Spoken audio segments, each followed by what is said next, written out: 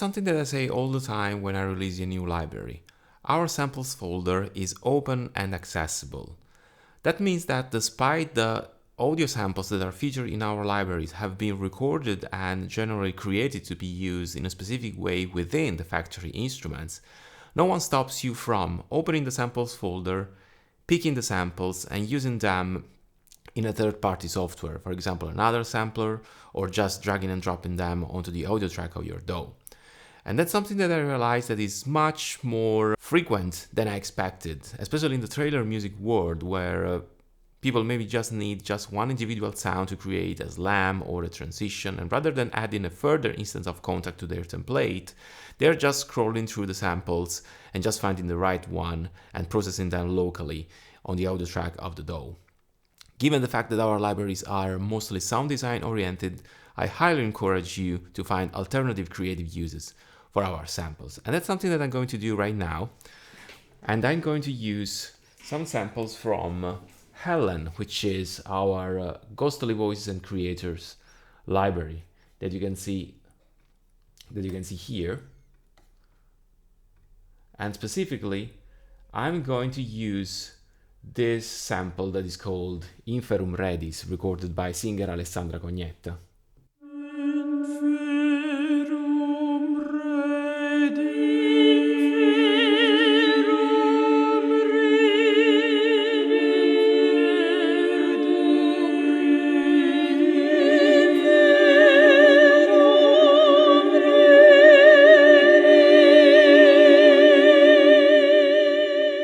So as you can hear, it's a very long operatic kind of vocal phrase texture, so to speak.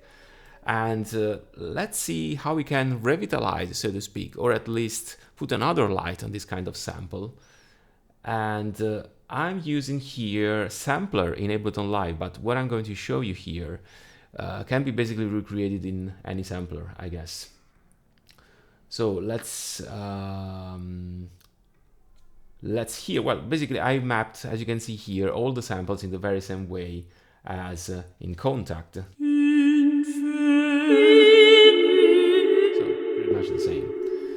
A very easy but efficient trick, so to speak, is to modulate the start of the sample with a random LFO set on a given rhythm. In my case is 16. And what happens is that every time I trigger the sample,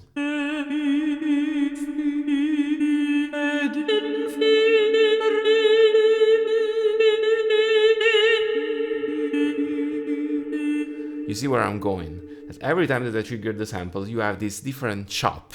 And it's not the case that I've chosen this spoken kind of word, because every time that the sample fires from a different point, you can hear a different start, and this creates something that is very well suited for rhythm. And so if I use an arpeggiator, this is what I get.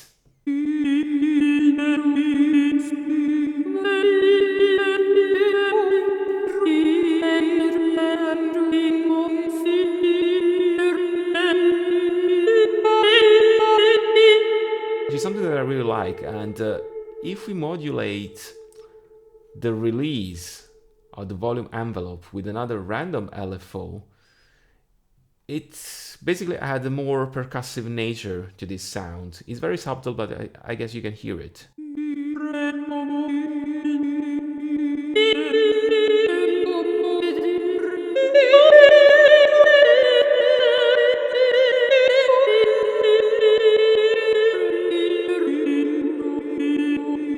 It still has some sort of textural quality, but it's a kind of a flickering texture with a rhythm, which is something that I really like. I also added this module here, which is a spectral delay. Again, very subtle, but still you can hear it.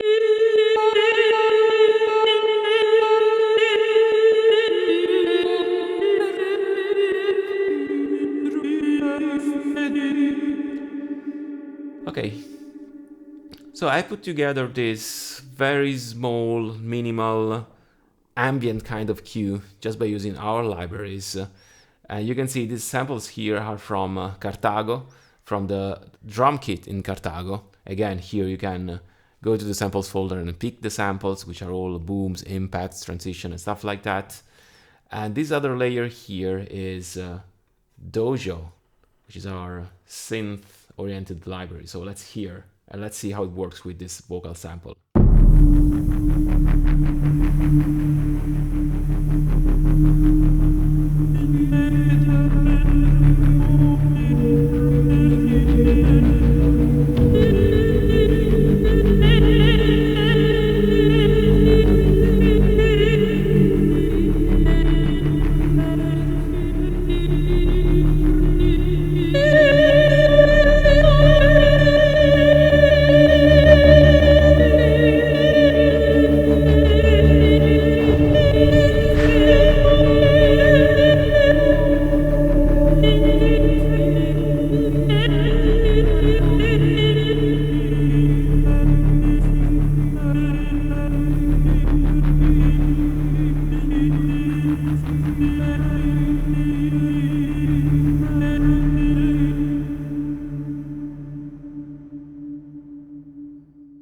So this was just a simple example of how you can reprocess the samples in our library just by picking them from the samples folder and using them in an alternative way in another sampler or another device. If you have some example of how you used our sounds outside of Kontakt, feel free to share it with me. I would be more than happy to hear it.